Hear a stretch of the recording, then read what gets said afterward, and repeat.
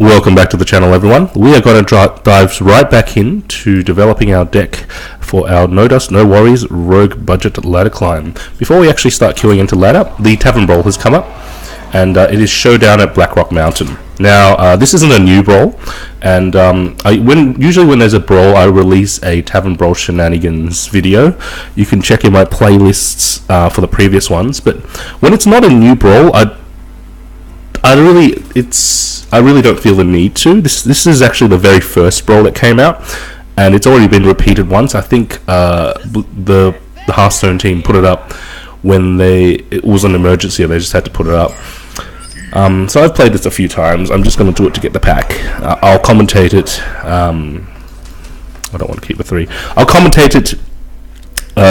Whilst I'm trying to get the pack. If I lose, I'll play a couple extra games, but by no means will I actually go in depth about it. Okay, so with Rag, you have Sulfuras, which after you spend it, you gain the Rag hero power. The deal 8 damage to random minions. So you want to be swinging every single turn as much as possible. It doesn't deal a ton of damage. Most minions that Nef is going to play are going to be bigger than this, so you don't really want to be tanking damage with it if you can help it. But you do want to activate your hero power, and the soonest you can activate that is turn 6. Since you have to swing 6 times. I don't think Rag has any Wind Fury enabling mechanics or anything like that. Okay, to challenge the 4/5, we'll run the Living Lava, and I'll punch to face. Oh, this has Wind Fury. Not so great at the moment. I don't think we can use it to take down anything. No, yeah. Not feeling Rolling Ash at the moment. 2 mana Wind Fury Harpy. A nice card though. But it's already been established that Nef is significantly stronger in this mode, since he can gain cards. He can basically life tap, but it's like super ultra life tap.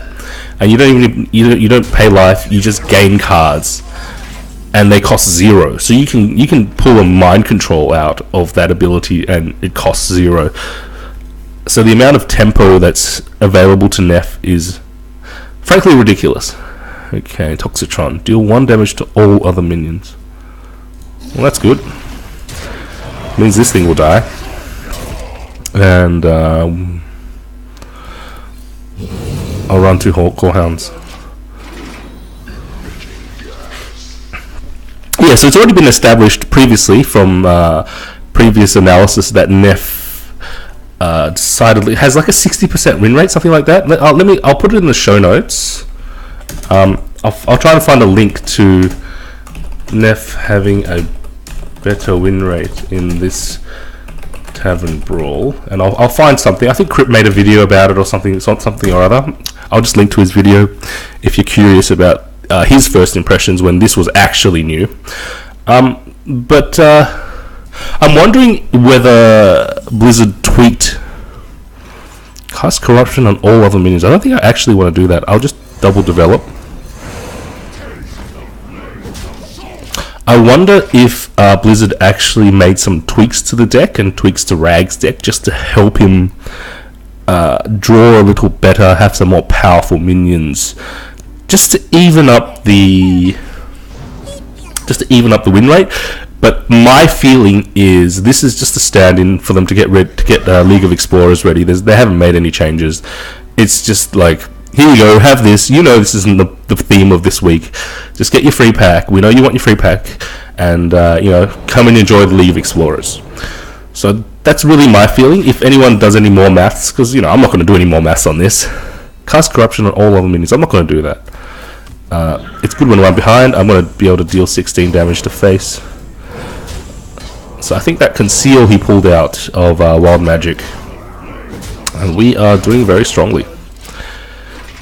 Well, our deck is performing very strongly.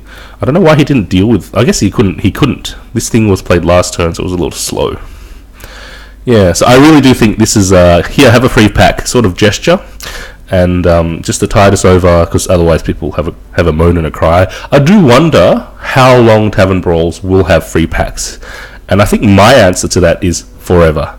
because without the free packs, I don't think anyone will actually play Tavern Brawl.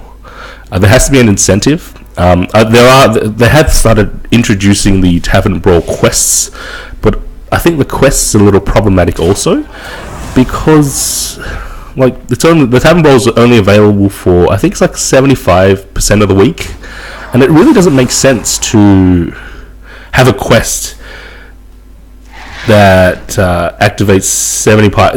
It just doesn't make sense to me. Okay, Golem Mag. I will do this. I'm wondering whether I should save. No, I shouldn't. The thought behind saving Sulfuras until next turn is that whenever your hero power gets replaced, you get to use it again. And we saw that in the Who's the Boss Tavern Brawl, and I'll put a link. Never mind. You can find it if you're on my channel. You know where it is. And we saw that in the Who's the Boss Tavern Brawl, where you could just repeatedly cycle through hero powers. Even more so if you had a Maiden of the Lake, a 4 mana 2/6 that reduces the cost of your hero power to 1. So yeah, that's always a consideration in this encounter, and also in situations where you might be changing your hero power.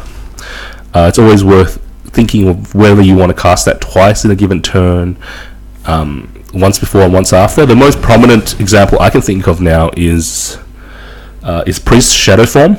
So usually the best way to get value from Shadow Form is to heal, then Shadow Form, and then do the Mind Spot, or the 2 damage thing.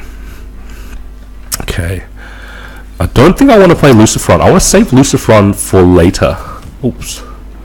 Oh, I forgot it was drawing 2 cards. They were both spells though, so it's not too big a deal. I want to save Lucifron for when he has something dangerous on the board that I want to deal with, that I just need to die. Although I do have Living Bomb now. So I don't know. Hard to say. Okay, yeah, definitely playing Living Bomb in this. Oh, actually. Choose an enemy minion. If it lives until next turn, deal 5 damage to all enemies. Whenever this enemy with minion takes damage, summon a 2/3 elemental with taunt. That's a decent. Yeah, I think I'll. What is that? It's a Mage secret. It can't be. He wouldn't have played a mirror entity because it would have overloaded. Not overloaded. It would have not triggered because of the board state. Okay, I will do this to clear. And if he runs into my guy, he'll summon a load of elementals, taunting elementals. Well, actually, it'll summon one, and he'll have to kill it with 2 whelps, and then he'll summon another if he decides to clear my guy.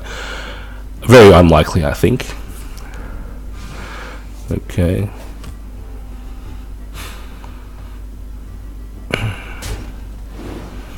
Yeah. So what are some other topics I want to talk about today? The new iPad came out. I will put the links and so on and so forth in the show notes. It's an iPad Pro. They call it an iPad Pro. It is shipping.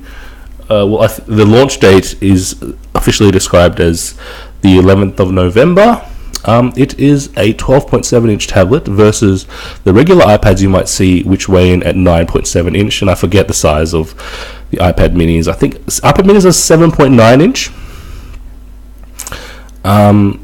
And it's about 31% larger than, say, an iPad 2. Yeah. I'll put some links in the show notes as to, the details of details, comparisons, and so on and so forth, and a link to an article that I read just this morning by John Gruber on his first impressions with the iPad Pro. And if you guys are into the same sorts of things, I would encourage you to have a look and to consider. I'm sort of just reacting to the news at the moment. It's sort of like an instinctual reaction, and my instinctual reaction is that one, I'm not an early adopter. I saw what happened with the original iPad, the big fat thing that was really heavy, and I'm not a fan of that. And if you read Gruber's article, it outlines a whole load of software like bugs and kinks that they need to work out. And And also, I have a concern that it's a little too big. Like, the way I use an iPad is really as a thing that fits in my hand. It's a screen. I can watch things on it. But 30% bigger than my current iPad may be a little too big for my hands.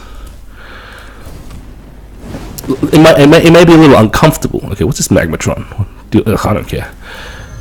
It may be uncomfortably big. I'm sure that the space will come in handy, but I do have a desktop for all my recording needs and so on and so forth. I think that the iPad Pro is positioned to aim at current Mac desktop and laptop users, to encourage them to pick this thing up and grab the keyboard and stylus. It actually ships with a keyboard and stylus this time.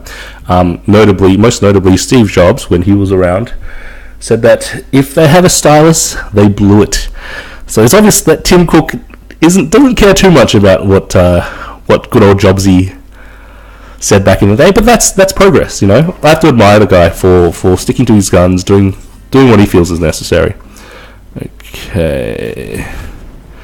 Yeah, so I'd like to hear your thoughts, you guys' thoughts on the iPad Pro, whether you will be getting one, whether you have already got one, you know, from overseas or shipped from, you know, and what are your first impressions?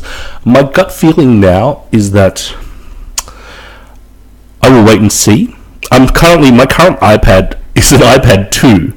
Now, if you look on the Wikipedia page, the iPad 2 came out on the 2nd of March 2011. Now, I didn't buy it then, but I got it around then, maybe a couple months after. So it's like 4 years old, and it's showing its age. So I am looking for an upgrade, but my gut feeling as a consumer is that the iPad Pro will come out and cause the iPad Air 2. So the current gen iPad Air, which is just the iPad, the iPad line. There's all these complicated names and so on and so forth. Don't even worry about it. The current generation iPad, that's not a Pro, that's not huge.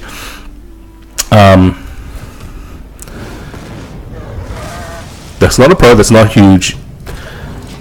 The iPad Pro will push those prices down, since there'll be demand for the iPad Pro. It'll be the hot thing to have. You know, he's so hot right now. Sorry, that was terrible. You know, Hansel, he's so hot right now. I like Zoolander.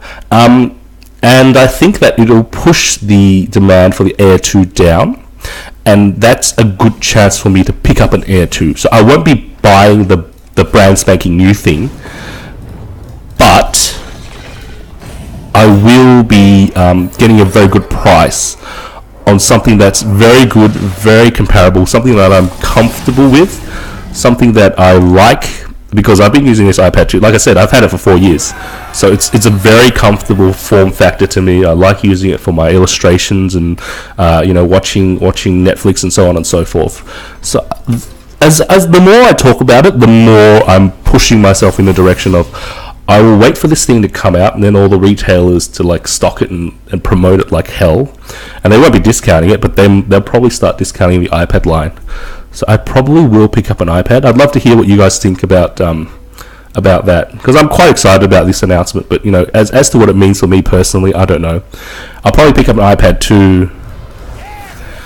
Oh, epic. I'll probably pick up an iPad 2 Air, and then once the iPad Pro gets revved, so they release a new version such as the iPad Pro S, then I might think about getting an iPad Pro. I don't want to pay full price. I think full price is clocking in, like for a fully kitted out machine, a full price is clocking in about 2,000 AU. So not great. Okay, let's get back to actually talking about Hearthstone. Dark Iron Dwarf, a great card. Let's throw that in our deck, and I'll do the deck update as usual. Hey, we actually have something to disenchant. That's amazing. When did that happen? Anyway, we got a ton of dust now. Did we have a ton of dust now? Did you just screw me, Hearthstone? What the hell? Anyway, let me just clear these things out. I don't want Wind Fury Gladiators. Is no problem. Let me get out and get back in. Did you just screw me? No, you didn't screw. Whew, okay. So I will put in. No, I already have 2 Dark Irons. That's why. So I've got a duplicate Dark Iron. Okay. Now what I'm going to do? I'm going to start crafting some common cards. Now, what I've been saying the most is this Stormwind champion has to go. Yes, I know, Hearthstone. This Stormwind champion has to go. and it will be replaced. What the heck? Is that all we got for common? What about rare? I was going to craft a... What? Are you serious? Okay. Do I make a Kraken? Yes, I do. The Stormwind Champion has to go. I put in a Kraken. So let me just note this down on my little list here. Deck changes. Plus 40 dust. Kraken. So I'll take the champ out. I will put our trusty friend the Kraken in. What else?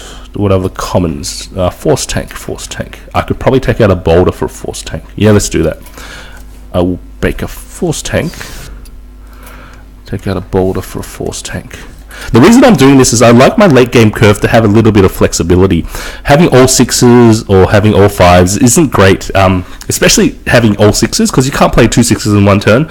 But if you have sprint, you might be able to combo it with like a horse rider, force tank with a sap, Kraken with tournament attendee, things like that. It just gives you a little bit more flexibility. And when you reach turn 9, you get to use turn 9 and turn 8 as efficiently as possible. So I've got a 40 dust force tank.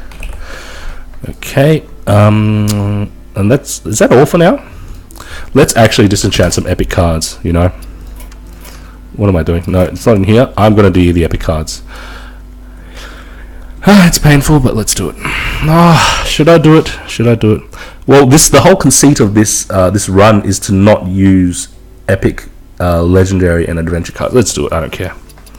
Yes, I know. Painful. But let's be true to our rogue legacy. Rogue legacy. It's a good game if you haven't played it. I like it. It gets a bit samey after a while. And what else do we want? I really want to stick to the commons at the moment. And Buccaneer is great. Do I want 1 or 2 Buccaneer?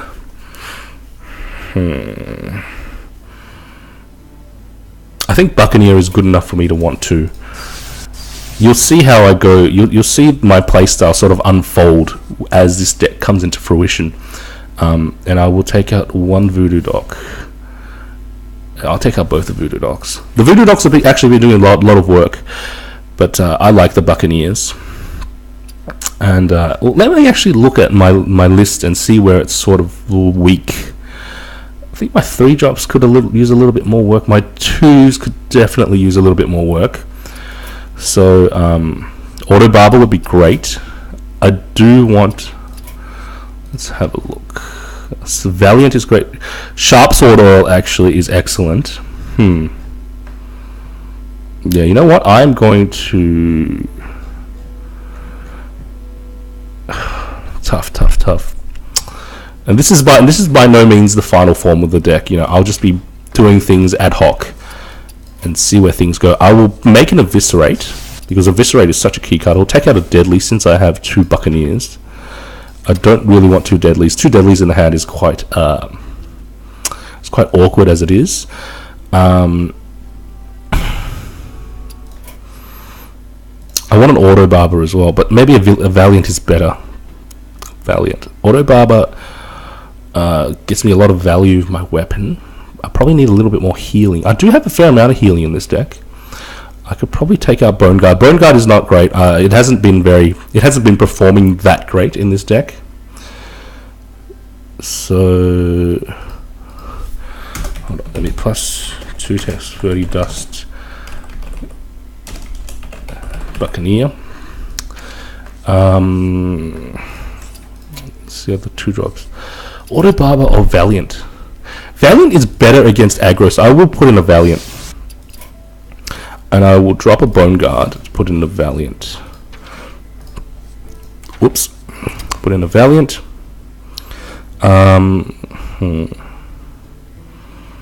What else? I've got 1 more card. Auto Barber. I could go for Auto Barber, just for its early game power. Or I could go for a Tinkers. I think Tinkers is great, but you need a Blade Flurry, so I'd want to craft those coup cards at the same time. So let me see if there are any commons that I might want that are strong for Rogue. Silence, that's right, silence. Can I type common space silence? Common... Yeah, there we go. Okay, Spellbreaker. Yeah, I'm taking a Spellbreaker. I've been talking about how this deck needs a silence. And given the number of weapons that I'm running, do I drop a Dark Iron? Oh, it's a tough call to make. Do I drop a Dark Iron? Let's look at my curve. I could drop a 5-drop actually. I could lose a 5-drop. Commando. Yeah, let's lose the Commando and put in a silence. So it's a another plus 40 dust breaker. Okay, so we actually got a duplicate common, and then we got access to the bonus dust quest. So yeah, okay, so let me just I will disappear briefly into the YouTube vortex to update my deck list, and we will do at least one game in this video, running this deck, running this updated deck. All right, so I will see you guys in a moment. Okay, I have returned from the YouTube vortex, and we are going to queue up. Okay, I'm excited to see how this deck performs. We almost increased its dust cost by 50%, just slightly less. And I now have a load of very useful cards. Do I want to Eviscerate? Probably not. I don't want it early. You want it, the later you draw Eviscerate, the better. The more likely you are to combo it and be able to do some really cool things with it. But Buccaneer draw is excellent. Buccaneer helps the rogue gain so much early advantage, and it is legitimately a huge threat. I don't know why I don't see this card being hyped up more. I guess there are more useful 1-drops, are there? I don't know. I guess if you're playing oil, you want South Sea Deckhand. So South Sea Deckhands is a 1-mana 2/1 that gains charge if you're equipping a weapon. And it's a great combo to play Deckhand, Tinker's Sharp Sword Oil, and buff both your weapon and the Deckhand. And you can go in for 5 mana, you go in for, I think, 9 damage. Okay, I'm going to follow my own advice. I'm not going to attack this thing. Now, do I weapon up? No, I don't. I think I actually do this. I think I actually buff the Buccaneer. So the reason why I'm not attacking the Mad Scientist, every turn that the Mad Scientist stays alive is a turn that he draws a card, and he has a chance of drawing into another secret, which can screw him if the Mad Scientist whiffs. He just got screwed. I didn't expect that to happen, because Pallies tend to have a lot of secrets in their deck, but there we go. He got screwed by the Mad Scientist. It was just the vanilla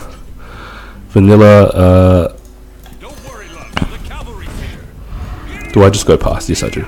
Again, I'm forcing the trade in from the Pally. He wants value from the Death Rattles. Don't give him the value from the Death Rattles. If you're ahead, don't give them value from the Death Rattles. Most Death Rattle cards are more valuable when they die, so just leave him be. Let him do the thing. Let him do his thing. You can get value trading into it. I definitely would have cleared that one though, had I, if I had awkward sentence. If I had my weapon out. Do I just go face again? Yeah, because I can't clear this thing. I'm just gonna be aggressive. He's gonna have to play a little bit defensively. I think I can deal with whatever comes out. Ideally, yeah. So let's see how we go. Yeah, the more I think about the iPad Pro, the more I'm decided on. I'll probably just buying the iPad Air 2 once the price drops, and it will inevitably drop for the Christmas sales. Date of recording is the 12th of December. What is this thing? Is this an Avenge? If it's an Avenge, do I want to trigger with this way and then silence the Avenged? Silence the Avenged. I think I do. Not Avenge. Okay. Could be some sort of a repentance play.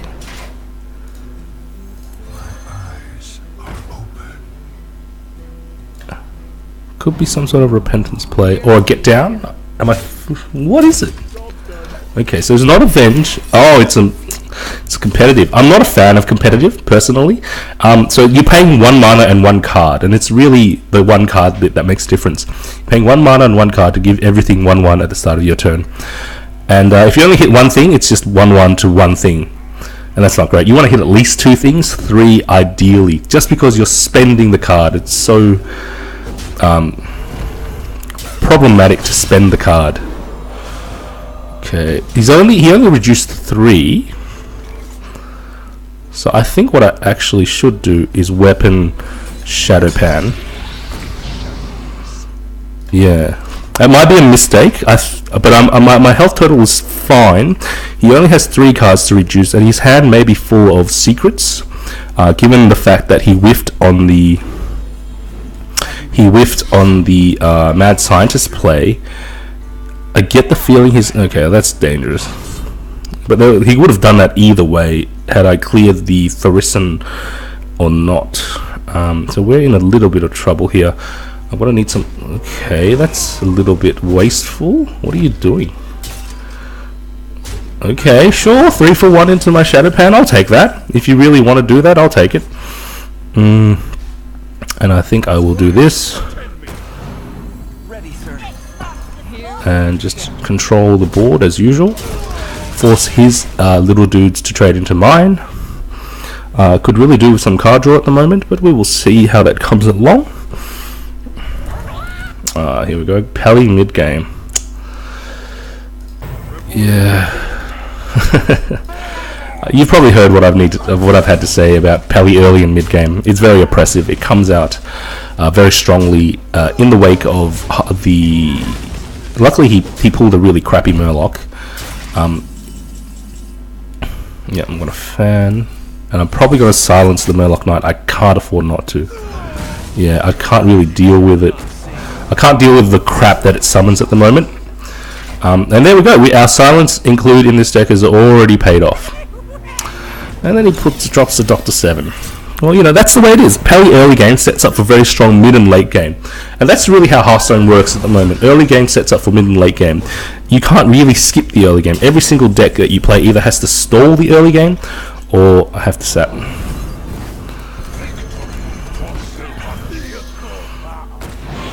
I have to sap and hope for some sort of burn, because if he plays the boom again, it's actually quite slow, and if I get some sort of burn, it seems unlikely though. I haven't been lucky enough to draw into card draw, like card cycling. Okay, yeah, this is going to be problematic, but I can already feel that our deck is doing stronger. It has more consistency, it has more threats, so I am very happy about that, even though we're going to lose this game to, you know, Mr. Misplaying Wallet Pally, but that's the way the ladder goes, you know. If you 3 for 1 into my Shadow Pan, I don't know what I can do. Anyway, GG. I'll play this to gain some experience. Okay, and I'll record a loss. A little unfortunate after all our work regarding the deck, but that's okay. And I will wrap the video here. Since we looked into Tavern Brawl, we did a couple of we did one Tavern Brawl game, and I did a bunch of talking whilst crafting cards. So anyway, enough about that. Thanks in advance for liking, sharing, commenting, and subscribing. I do this for the love, so any gesture of appreciation from you guys means a lot to me. And until next time, have a wonderful and lovely day. This is No Dust signing off.